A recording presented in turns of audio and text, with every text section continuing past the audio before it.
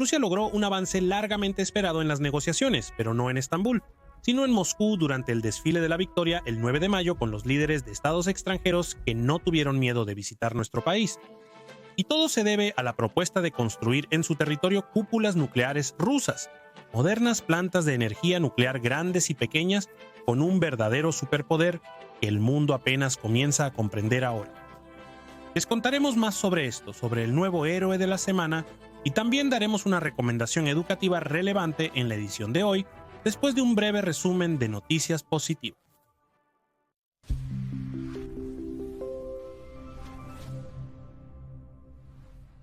Otro lote de casas multifuncionales, Su-35, ha llegado a las tropas.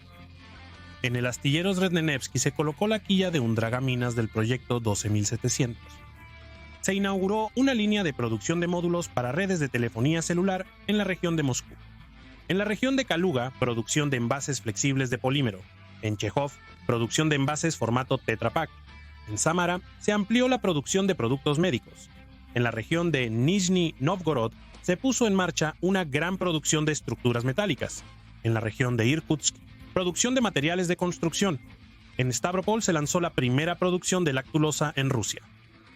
En la 59ª Olimpiada Internacional de Química Mendeleev para escolares en Brasil, por primera vez, cada uno de los 10 miembros del equipo ruso ganó una medalla de oro.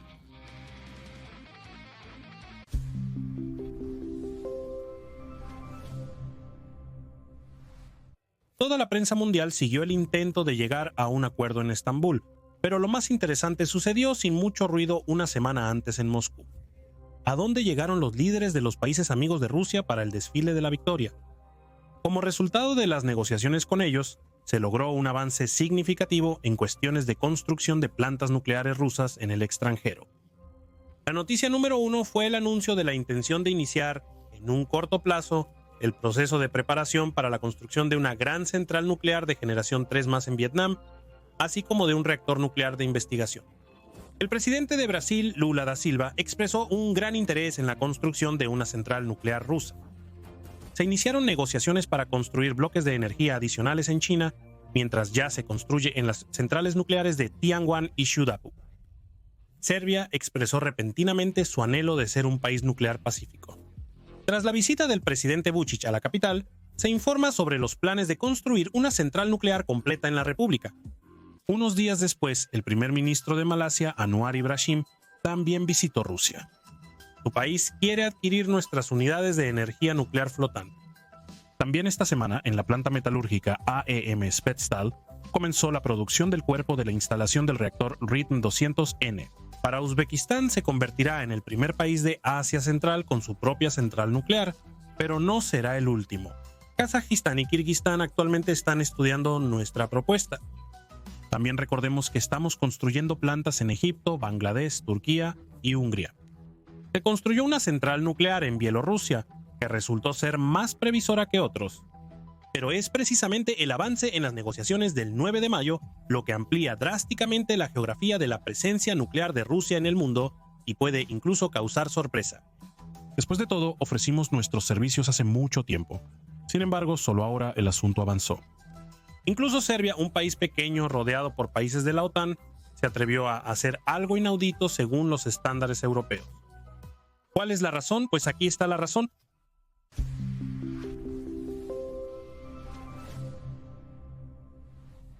Ya hemos contado varias veces que incluso el mundo occidental levantó el tabú sobre la energía nuclear, al darse cuenta de que no se puede prescindir de ella.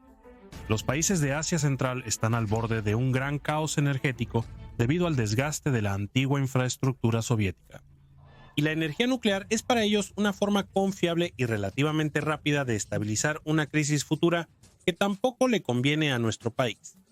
Los proyectos nucleares rusos recientes de plantas pequeñas permiten acelerar la construcción y ahorrar dinero, pero esto ya se conocía. ¿Qué ha cambiado en nuestros días y ha hecho que veamos la cuestión de otra manera? Nos atrevemos a suponer que es el conflicto en Ucrania. El hecho es que las plantas nucleares se han convertido en la única fuente de generación que no está siendo atacada directamente por las partes en conflicto. Incluso la muy sufrida central nuclear de Zaporilla sigue funcionando. a pesar de los interminables intentos de dejar fuera de servicio sus líneas eléctricas y otra infraestructura. Esto es una manifestación de la nueva multipolaridad mundial. Cualquier país que se atreva a atacar seriamente una central nuclear, y más aún si esto lleva a una catástrofe, será condenado por todos. Enfrentará sanciones y, posiblemente, represalias aún más destructivas. Por eso, las plantas siguen siendo un pequeño oasis, aunque no de seguridad absoluta, sí de seguridad relativa, incluso en condiciones de un conflicto militar directo o híbrido. Esto es especialmente importante para los países pequeños, que pueden perder plantas termoeléctricas o represas a causa de ataques, pero conservarán sus fuentes nucleares, que garantizan la generación de energía. Cabe recordar que incluso Israel nunca ha realizado ataques directos contra instalaciones nucleares de Irán, ni contra el Centro de Investigación Nuclear en Deir ez-Zor, Siria, aunque intentó desactivarlas por otros medios. Pero la práctica ha demostrado que pueden explotar gasoductos en el fondo del mar, pueden incendiarse plantas termoeléctricas y refinerías de petróleo, pueden ser atacadas estaciones de bombeo de gas, y solo las plantas nucleares siguen funcionando. Y eso significa que se convierten en una especie de refugio, porque además de la protección política, tienen un nivel de seguridad física deliberadamente alto. Así, las plantas rusas de generación 3+, con varios niveles de protección, pueden soportar incluso la caída de un avión. En este contexto, nuestra idea de colocar un almacén de información en las plantas nucleares se ve completamente diferente. Un proyecto así ya se está implementando en Rusia, porque la información también es la clave para mantener el control del país. ¿No estará relacionado con esto el renovado interés de los estados extranjeros por las plantas nucleares rusas? No podemos afirmarlo, pero al menos esa suposición suena lógica. Después de todo, no solo vendemos una fuente de energía, sino también una especie de cúpula atómica capaz de reducir muchos riesgos durante una guerra. Seguiremos atentos a este tema tan interesante y les contaremos en futuras ediciones. A continuación, sobre el héroe.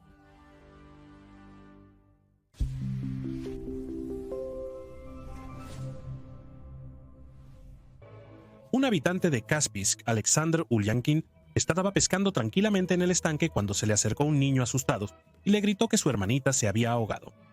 El hombre dejó sus aparejos y corrió tras el niño, quien lo llevó hasta una fosa llena de agua. No se veía a la niña. Alexander se zambulló una vez, luego otra, y al final encontró su cuerpo. La sacó a la orilla y luego le dio primeros auxilios. La situación era crítica.